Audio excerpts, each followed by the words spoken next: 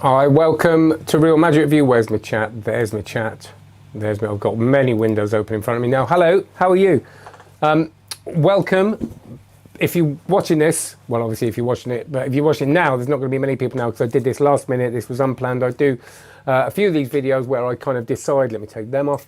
I decide to just share some stuff that I'm kind of working on or some ideas I've had in a kind of informal way without kind of putting it all over Facebook and Insta and stuff like that. But if you do like this, please do feel free to share it, like, subscribe, and check out cardmagiccourse.com. That's my online card magic course, which is going from strength to strength, which I'm very proud of. And now I'm going to press this.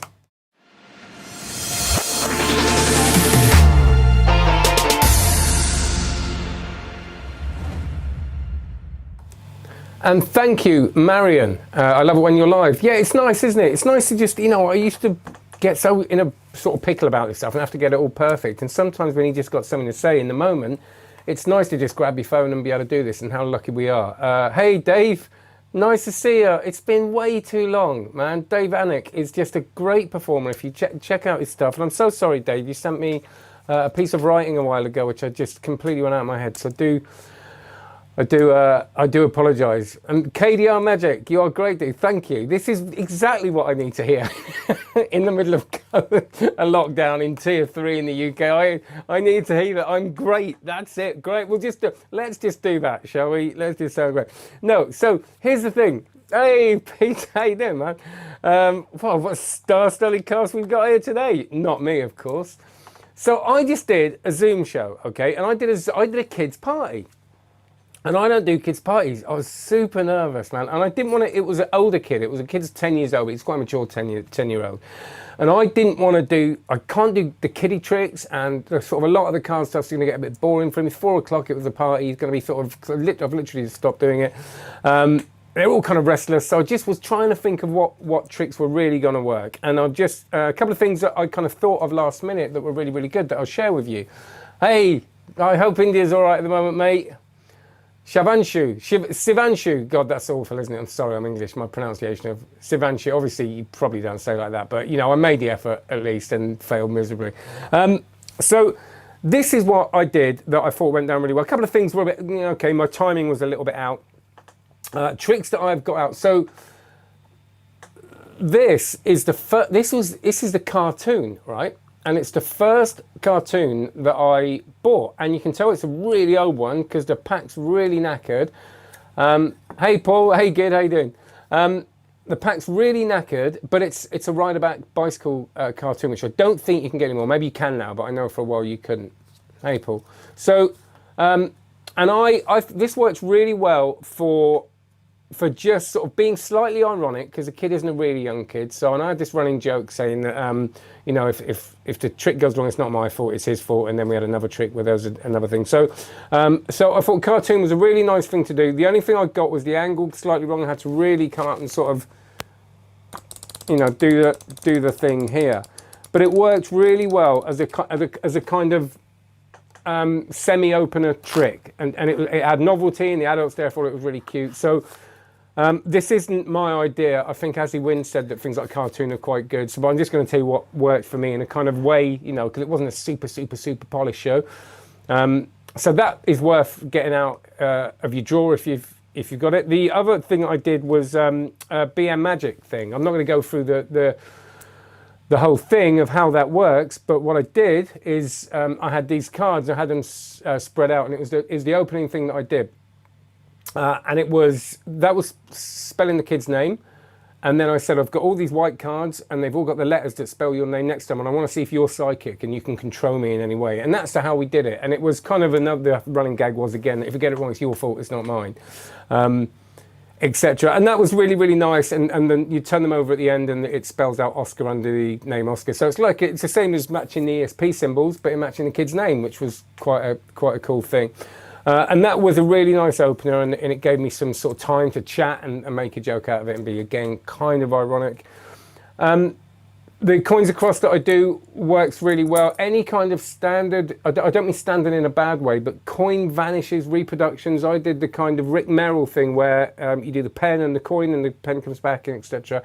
And again, it works really well. The sort of the visuals, the visuals on screen You know, taking it out, it's actually in there, it's invisible, you put it back in and doing all the stuff and all that kind of thing. Great, really good. So don't sort of, I know there's a lot of sort of Zoom specific magic, which I do as well. I think it's important to do that stuff that's on their phones. You know, do Wiki Test, Toxic Plus, things like that I also did. Toxic Plus is great if you've got a kid's birthday. I don't mind saying that on here. This is just magicians on here, but you'll know what that is. And I said that quickly for a reason. So this is kind of, we're on sort of 10, 15 minutes of material really now when I've sort of taken my time and had a bit of a laugh.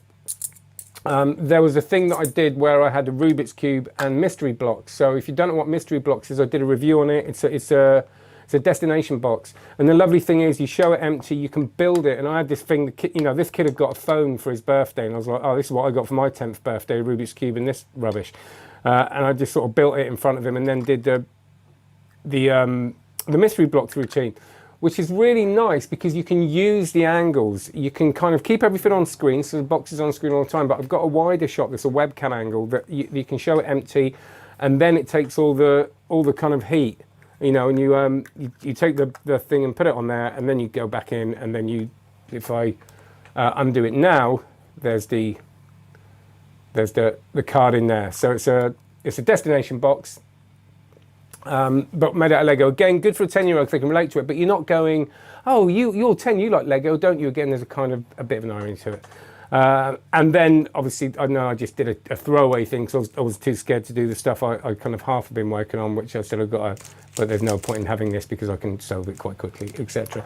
So I just thought I'd share that with you because it was, you know, it's tricks that are out there. It's tricks that a lot of us have bought that haven't had a chance to do them. And you can mix that in with the kind of a lot of the mind reading stuff that's happening at the moment. I know I did that with the sort of BM magic stuff, but I think, you know, it's quite a good opportunity to look at how we can do the magic we do and just sort of, you know, keep it all on screen and don't do any out too much that's off the screen so it becomes obvious, but still use those skills that we've got. Because I think some people have kind of dismissed it and gone, I can't do that stuff. I also do the cups and balls, which is a beautiful routine on the kind of wider shot with the black mat, and it all works really, really well. So I just thought I'd share that with you. This is helpful, Phil and Johnny. Good, I'm glad it is. That's why. Jake, Ace Magician, Children's Entertainment Evening. Yeah, I hope this helps, Jake. You're probably doing some great stuff anyway. I know you did it a while ago. My favourite video I made was a review of Cinemental. Thank you. Yeah, it's a good trick, actually. Hi. Hey, Jake, you see me twice today. And yeah, I'm glad you liked the review. Right, so that was that. There's a thing you can do as well.